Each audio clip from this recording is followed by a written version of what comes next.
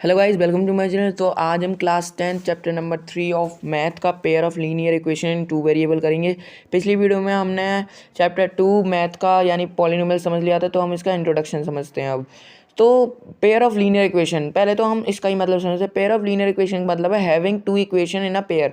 जब दो इक्वेशन एक पेयर में हो एक साथ, जैसे आपको नीचे एग्जांपल भी दिख रहा है 2x + 3y is equal to में 5 और 4x + 3y इक्वल्स टू में एक पेयर है, दोनों इक्वेशन का एक पेयर है इन टू वेरिएबल। और जो variables are two in these equation, इनमें दो वेरिएबल होंगे एक्स और वाई, यहाँ पे दो है ना, तीन नहीं होंगे। ठीक है गाइस। अब होता है एक आती है एक्सप्रेशन की। एक्सप्रेशन क्या होता है? The combination of variables and consonants and they separated by arithmetically operation, so this is called as expression. हम एक्सप्रेशन उन्हें कहते हैं जो वेरिएबल्स और कॉन्सोनेंट, वेरिएबल जिनकी वैल्यू अननोन होती है और कॉन्सोनेंट जिनकी वैल्यू नोन होती है, उन्हें हम वेरिएबल कॉन्स्टेंट बोलते हैं। सो इन दोनों के कॉम्बिनेशन से हमारा एक्सप्रेशन बनता है, लेकिन वो एक्सप्रेशन एरिथमेटिकली ऑपरेशन यानी प्लस माइनस डिवाइड और मल्टीप्लाई इन ऑपरेशन से सेपरेट होता है, उसी को हम एक्सप्रेशन बोलते हैं। अब आता है equation. So when terms equate each other by sine of equal, जब ये टर्म दोनों को इक्वल करती हैं इक्वल के साइन से, उसी को हम इक्वेशन कहते हैं। For example 4x + 3y is equal to में 8। अब जनरल फॉर्म होती है हमारी pair of linear equation in two variable की। मेरे को ऊपर लिखनी चाहिए थी लेकिन मैंने नीचे लिखी है।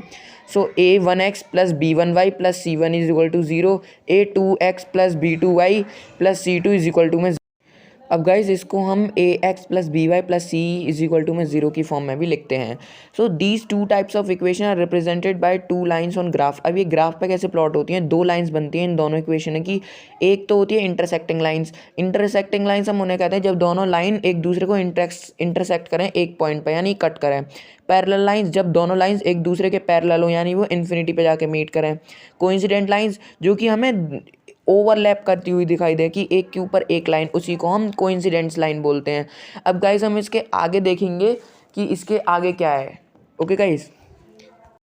अब गाइज इन इंटरसेक्टिंग लाइंस की कुछ फॉर्म होती हैं। जब हमारा a1 a2 नहीं डज नॉट इक्वल होता है b1 b2 के, उसी को हम इंटरसेक्टिंग लाइंस बोलेंगे। आप ऐसे ग्राफ प्लॉट करोगे फिर उन दोनों लाइन को इंटरसेक्ट कराओगे तो ऐसे बहुत टाइम लगेगा। अगर आपका a1 और अपॉन a2 में जो मैंने आपको ऊपर जनरल फॉर्म दी थी, अगर वो b1 b2 के इक्वल नहीं है तो आपकी ये लाइन्स इंटरसेक्टिंग होंगी। यहाँ पे हमारा a1 a2 b1 b2 c1 c2 ये सभी 0 के इक्वल नहीं होंगे। और पैरेलल लाइंस की फॉर्म होती है कि वो क्या कहते हैं, a1 a2 b1 b2 के इक्वल होता है लेकिन डज नॉट इक्वल होते हैं वो c1 c2 के। तो गाइज अब इनसे डायरेक्टली बता सकते हो आप। कोइंसिडेंट लाइंस की फॉर्म होती है ये a1 a2 इक्वल होता है b1 b2 के, और हमारा ये भी इक्वल होता है c1 अपॉन c2 के, यानी तीनों इक्वल होते हैं। अब guys graphical method for solving equations है हमारा। तो गाइस ग्राफिकल मेथड है ये हमारे, इन सबको हम graphical method for solving equation बोलते हैं। अब एल्जेब्रिक मेथड्स आता है इक्वेशन सॉल्व करने का, तो वो सब्सटीट्यूशन और एलिमिनेशन होता है। सब्सटीट्यूशन मेथड में हम वेरिएबल्स को सब्सटीट्यूट करते हैं, ओके गाइस। और एलिमिनेशन मेथड में हम इसमें वेरिएबल्स को एलिमिनेट करते हैं। इसकी भी वीडियो मैं आपको अपलोड कर दूंगा इनके क्वेश्चंस की यूट्यूब पर। So thank you for watching my video. यहाँ पर इस चैप्टर का इंट्रोडक्शन कंप्लीट होता है। नेक्स्ट वीडियो में हम नेक्स्ट चैप्टर का इंट्रोडक्शन करेंगे। Thank you very much and please like share and subscribe.